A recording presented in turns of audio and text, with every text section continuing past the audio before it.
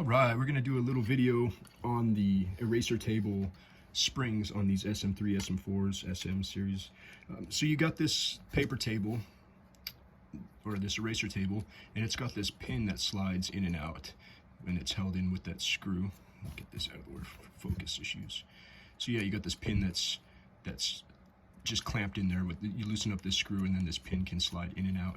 And inside that little pin, you've got this weird spring guy, and that's what keeps this table sprung. So what you're gonna do is, hold on, I'm kind of weird angle in this camera, so hopefully you can see it.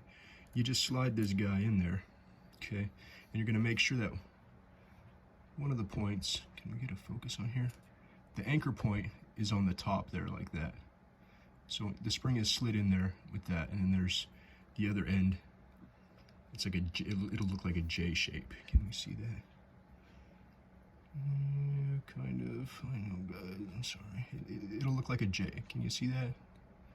J on this side. So you're gonna put it back into the thing, or if it's already in the thing, just make sure we get it into this. Now you could do it one of two ways. You can preload the spring and get it, oh my gosh. Preload the spring. Make sure this is in here right. Okay. So you can preload the spring and put this piece in, so you can wrap it around the back side here, the spring, and then push your pin through. So the spring is going to be on this back side right here. Let me see. Can you see it? So the spring will be on the back side into that slot area right there. So you got your one spring up top here, anchoring the thing inside there, and then the back pin is going to be like that, and then you'll use that, and then now you got your spring action. But if for some reason you don't want to take this out and the spring is off into the front there, we can do it a different way too. Say the spring is just floating there. Let me get this pin set up how it's supposed to, and I'll lock this down. Excuse me. We'll just lock this down. Sorry, the dogs like to, for some reason the dogs like to play when I start videotaping.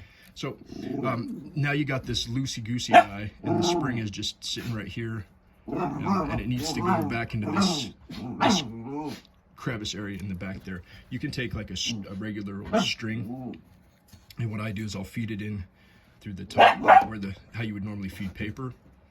Okay, so where the paper would go, and then you just loop it onto this spring hook that's sitting there, and then you could just pull it through and then take the string off, and that'll get it where it needs to go to on this. Oh, there's a little string residue in there, but yeah, that'll get it into this area as well.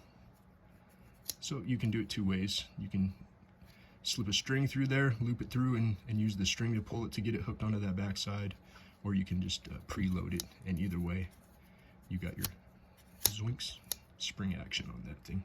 So I hope this helps anybody that's working on these SM3 and 4s. Certainly I've done many of these spring setups, so hopefully this helps. Talk to you guys later.